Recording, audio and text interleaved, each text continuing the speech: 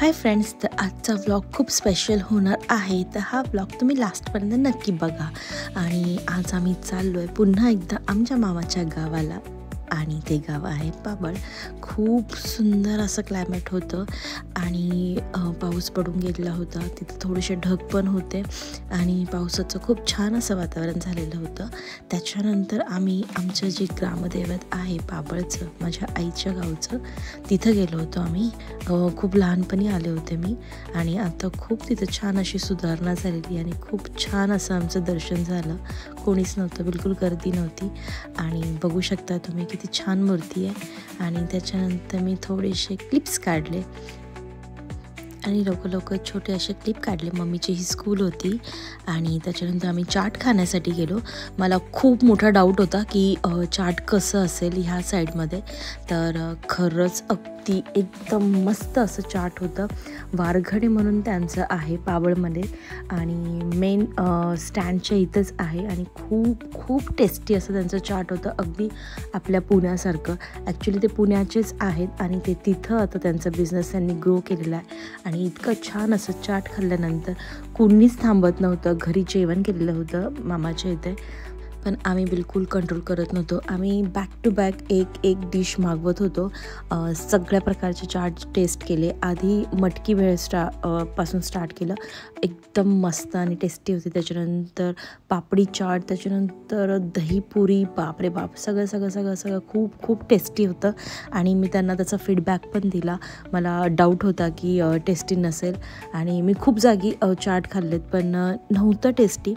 पण जिथं कल्पना नव्हती त्या साईडमध्ये एवढं टेस्टी असं चाट भेटणं खरंच खूप मस्त होतं. नक्की तुम्ही विजिट करा. तुम्ही गेलं तर ह्या भेळ सेंटरला छान अशी विजिट करा. गेलो आम्ही. माझ्या मम्मीच्या लहानपणीची मैत्रीण होती तिच्या शॉपमध्ये, आणि तिथं हे तुम्ही बघितले असतील, टेस्ट पण केले असतील. गावाकडचे लाडू खूप छान असतात, खूप टेस्टी असतात. आणि त्याच्यानंतर आम्ही आमच्या घरातल्या देवीला गेलो. मला ओटी भरायची होती आणि छान अशी मी पूजा केली. खूप सॅटिस्फॅक्शन वाटत होतं. तिची मूर्ती इतकी सुंदर आहे ना, खूप सुंदर आहे. खूप बरं वाटतं. आणि सगळं क्लीन केलं मी. त्याच्यानंतर देवीला हार, गजरा आणला होता. त्याच्यानंतर तिची ओटी भरली आणि खूप प्रसन्न वाटत होतं. आणि तिची छान अशी पूजा केली. त्याच्यानंतर सगळ्यांनी दर्शन घेतलं देवीचं, आणि आम्ही थोडंसं आणखी वेळ काढला. आणि पिल्लू आला. पिल्लू माझ्यासोबत पूजा करत होता.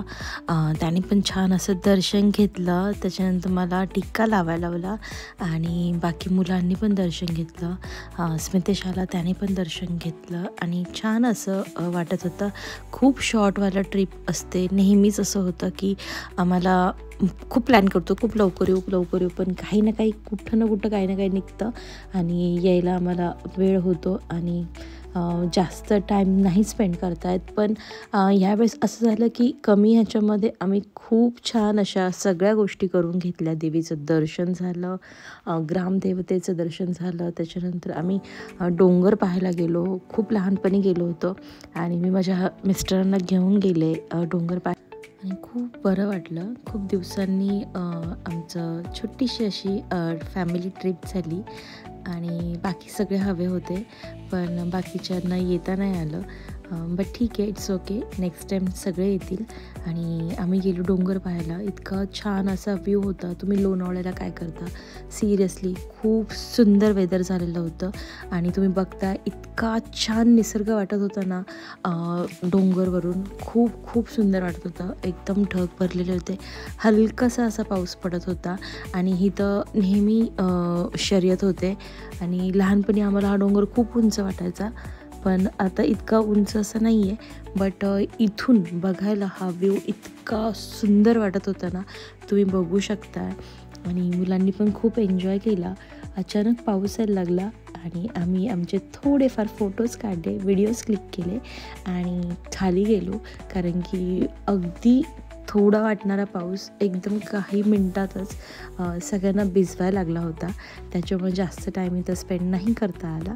आणि तुम्ही बघताय किती गोड अशी मूर्ती वाटते ना, एकदम प्रसन्न आणि खरी.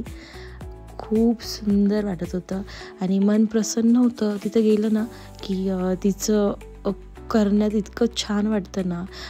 ही काळूबाईची मूर्ती आहे, माझ्या मामांनी बसवलेली आहे प्रॉपर. तिथे तिचं हे केलेलं आहे, त्यांनी स्थापना केलेली आहे आणि छान असं त्यांनी बगीचा त्यांचा सजवलेला आहे. खूप सुंदर वेदर होतं आणि छान छान अशी फुलं आली होती.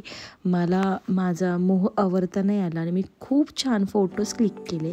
त्यानंतर गरमागरम जेवण होतं, बाहेर पाऊस पडत होता, बटाट्याची भाजी, व्हेजवाल्यांसाठी व्हेज होतं आणि नॉनव्हेजवाल्यांसाठी नॉनव्हेज होतं.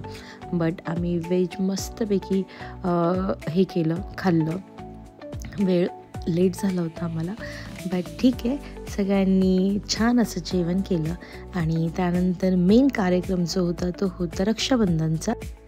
छान असा हा रक्षाबंधनचा कार्यक्रम झाला. हे माझे मोठे मामा आहेत, हे मोठे पोलीस ऑफिसर होते आणि खूप खूप भारी होते ते त्यांच्या काळामध्ये.